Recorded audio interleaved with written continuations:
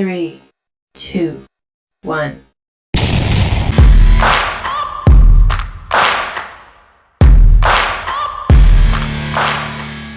Good day po sa inyong lahat mga Kabags TV, at kung bago ka pa lang po sa akin channel ay subscribe ka na and click the notification bell for more upcoming videos. At ngayon po ay magre-review po tayo nitong ating pangmalakasang bike, walang iba kundi ang MT8 Racing 5. At ayan po, at ito po ay na-install natin mga 2 buwan na po nakakalipas, at sa mga panahon na yon ay share ko po sa inyo kung ano po yung aking mga na-experience dito sa ating pipe. Una na dyan ay syempre yung kanyang performance, napakaganda dahil yung ating stock na pipe kung mapapansin niyo po ay tahimik lang siya, pero itong ating MT8 Racing 5 ay talagang meron siyang boses nga kung tawagin. Hindi naman siya ganun kalakas at hindi naman din siya ganun kahina. At ito pong ating MT8 Racing 5, ito po na yung ating nakalagay sa ating motor nung ako po ay nagparehistro nitong motor nitong taon lang din mga bags. At pwede ito sa inyo mga bags at wala tong huli.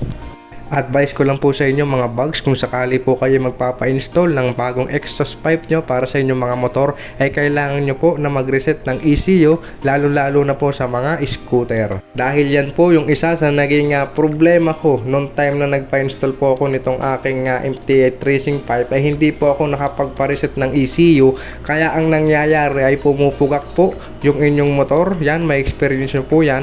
At saka parang mawawalan siya ng hatak o mawawalan siya ng power. Kaya yan po yung ating iniiwasan, kaya kailangan natin magpa-reset ng ECU. At kung sakali naman po na ibabalik nyo po yung inyo pong stock na pipe or exhaust pipe, dapat inyo po agad mapa-reset ng ECU yan para na sa gayon na hindi na po kayo magkaroon ng problema habang nasa biyahe. Pero kung sakali man po na bigla pong mangyari sa inyo yan at nasa biyahe kayo at hindi po kayo agad makapag-manual reset ECU or wala po kayong dalang diagnostic scanner para makapag-reset ng ECU, pwede nyo naman po na gawin yung remedyo dyan. So napakasimple lang, tanggalin nyo lang po yung inyong EOT sensor. Ang mangyayari lang po dyan ay magkakaroon po kayo ng check engine, pero at least tuloy-tuloy po kayo makakabiyahe. So mangyayari lang nun, ang side effect lang nun is magiging hard starting siya kapag matagal nang hindi nagamit yung motor. At isa pa sa nagustuhan ko dito sa ating MT8 Racing pipe ay yung kanyang design. So napakasimple lang niya at bagay na bagay sa ating motor na matte black. At yung kanyang sticker, ayan, kung mapapansin niyo po ay napakaganda niya. Yung una po niyan, meron po yung plastic. Ang maganda po doon is tanggalin niyo po para na sa gayo mas makita niyo ng mas malinaw yung sticker niya, 'di ba? So ayan, napakaganda at saka yung pagkakulay niya ay talagang napaka-attractive para sa akin. Isa pa sa nagustuhan ko dito yung kanyang tubo. Ayan, so may design talaga siya at yung kanyang pagkaka-welding sa kanyang tubo ay talagang pulido. Isa din yan sa nagpapaganda dito sa ating exhaust pipe na design. At syempre meron dyan yung spring. Yan yung pinagkakabitan o pinagdudugtungan mismo nung ating elbow pipe at saka nung ating exhaust pipe. So napakaganda, isa na rin siya sa naging design nitong ating exhaust pipe. Dito naman po sa ating cover ng ating exhaust pipe ng ating MT8 ay galing na po yan sa ating stock na pipe. At syempre, abangan nyo po at maglalagay po tayo ng bagong cover niyan. Kaya abang-abang nyo lang po yan mga bags. Ngayon naman po ay paparinig ko po sa inyo itong ating MT8 Racing 5.